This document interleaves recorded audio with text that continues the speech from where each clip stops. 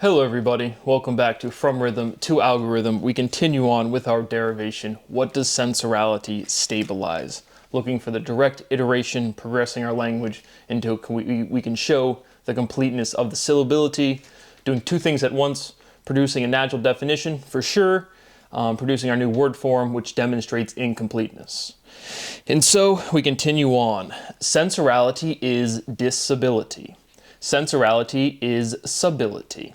Emphasizing that, again, connection of syllability, disability, but then the S gets dragged over. Sensorality is subility. Sensorality is subilitality, just a generalization of the word form.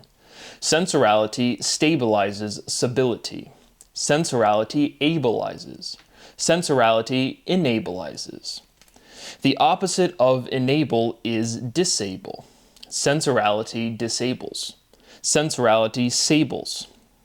Sensorality stables, like a horse stable. Stability stables. Obvious natural definition.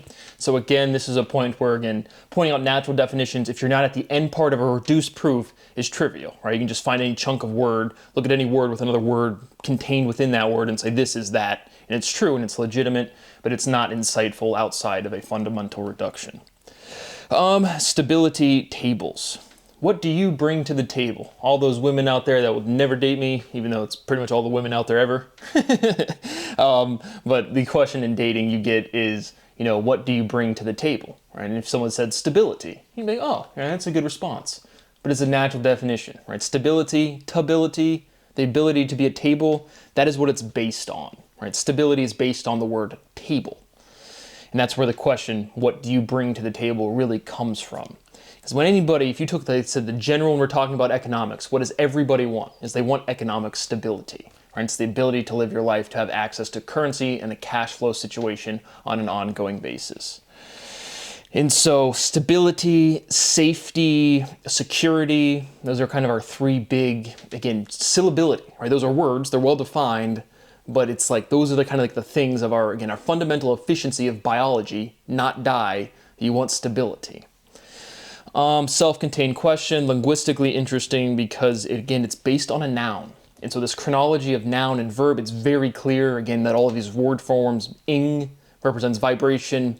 But again, 100 episodes ago or whatever, you just said if you put ing on the end of any word, it becomes a verb. But the chronology is not well defined as to like the motivation as to why you would do that.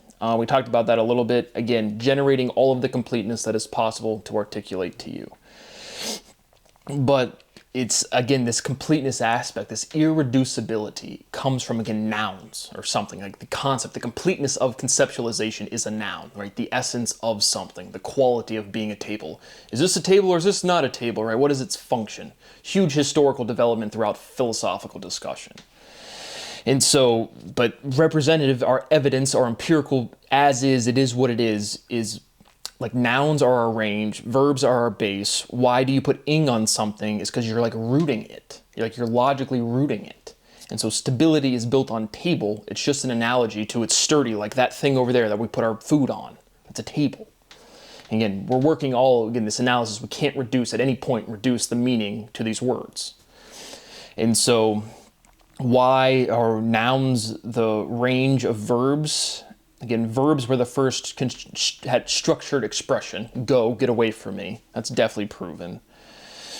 Nouns are just more conceptual, are complete. Nouns are complete. Verbs, it's just not a reduced. Okay, I still want to say something there, but I'm going to move along. Sensorability is disability. And again, all of this resolves, it's a demonstration of both chronology, iteration, integration, inversion, all at the same time, which I've already done. Sensorability is disability. Sensorality is disabilitality. A disability is not a gift. Gifts are differences. As I sit here again reflecting on the person at IAS who has destroyed my health, destroyed my family, violated my laws, and truly like the intelligence and societal implications of what my research does makes it impossible for anybody to treat me like a fucking person. Imagine you were such a horrible human being to another person that they sat down and made a whole YouTube video talking about what a terrible person you were to them. That is what I want people to hit, not the implications of my scientific research. I was a person that went to a science institution that has a legal obligation to acknowledge mathematical proofing, and you had no problem acknowledging who I was and then telling me I'm going to have to ask you to leave. The most disgusting behavior that you could ever experience. But then again, when you're the only adult in the room, and that is me, I'm the only man, I'm the only adult, what do you expect from a bunch of whiny, privileged, entitled fucking kids? It's disgusting. And so no, I do not have a gift. I have a difference, and that difference is net detriment every fucking time. Gets me tortured. Like, there's no way for me to get out of this abuse pattern. Disability does not work. Sensorality is miscellaneous, right? Miscellaneous has no theme. I didn't think about that. What is miscellaneity? Miscellaneity. Spontaneity, miscellaneity. But sensorality is miscellaneosity, is what I put.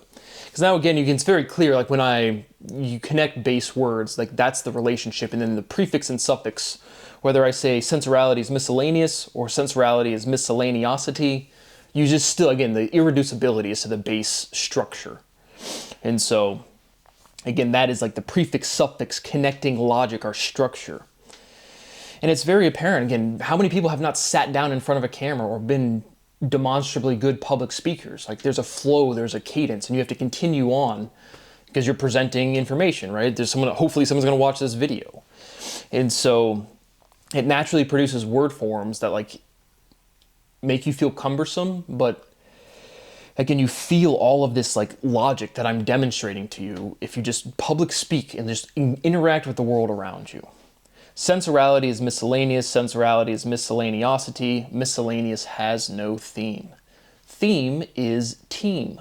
Natural definition, sensorality is teeming, right? Teeming, brimming, overflowing, at the brink. The teeming is at the brink.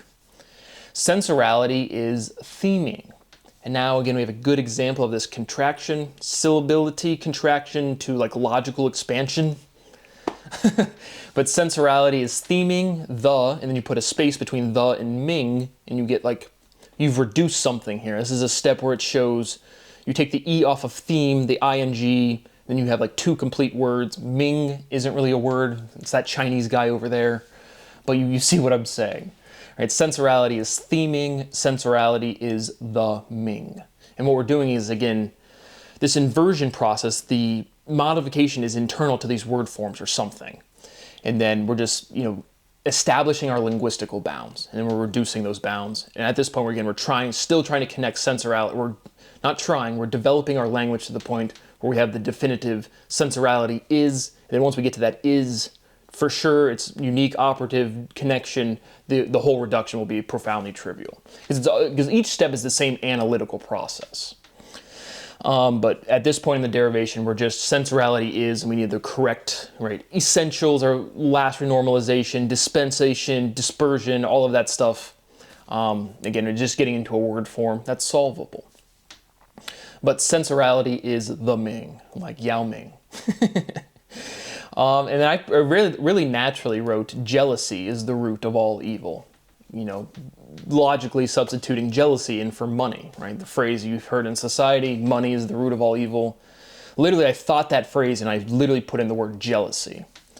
And then jealousy being the opposite of generosity. Jealous, nervous. What is nervousness? Right? Sensorality is nervousness. What is nervousness to awareness? Right? In the dichotomy that I was thinking, what is being nervous to getting on someone's nerves? Right? If you say the phrase, I'm nervous, right? You have like anticipatory anxiety. Like, I'm excited, I have to go get in front of a group of people, I have to go do something, I'm a little nervous. My nerves are on edge, whatever. But if you say somebody's getting on your nerves, you're not nervous, but you're just referencing your nerves, like your physical dendrites and axons. And so if someone's getting on your nerves, you're aggravated, you're upset, you're perturbed. But you're not like, it's not the same nervous as like going in front of a crowd of people. And so, but again, language is literal. Those are meanings. Again, this is that we're demonstrating logical dichotomy with that example right there.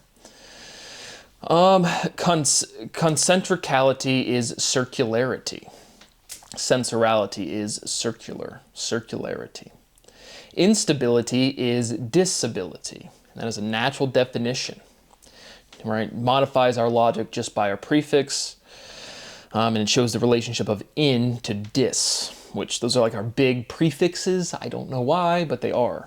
Instability is disability. Disruption disables. Sensorality disrupts. Disrupt, erupt. Sensorality is eruptality. So again, back to this E base word ality form, I think is how like the solution will present itself. It's not worth conjecturing 2 seconds, even though I just did, because all of this logic is contained within the final reduction. Pressure is dynamic. Power is the position to make decisions. And so if anything seems random, again, we're just overall developing the overall logic to get to the stabilizing base, which is our definition, and then we will reduce it, right? Speciality is special with an ITY, literally. Being special is your natural, is the word people say to represent your natural tendency to differentiate for sexual antagonism. And you've seen throughout this derivation, like when, right, speciality is infinitely uniqueness at the, again, the non-sentient level, right? What makes something special without sensorality, right? And so we're showing some sort of inversion through this syllability. Sensorality with a C, with an S, specialities are axioms already well defined. So the inversion is with this sensorality concept, and we're assigning those letters by developing our linguistics, the shapes we use to represent the sounds step by step. So my rights continue to be violated. It is profoundly illegal. I continue to beg as a slave. That is not a joke nor an exaggeration, for a little bit of money to eat properly, to sleep properly, and to work. To the people of the future, at no point has that been a joke. That's all I've ever asked for. It's destroyed my health. It's destroyed my life. It's destroyed my relationship with my parents' family. It's completely disabled my ability to have a family of my own, and it will never change. I mean, there's no person to reach out to. There's no one to call, and there is absolutely zero respect of the law. Do not let anybody lie about history. Thank you for watching. See you on the next one.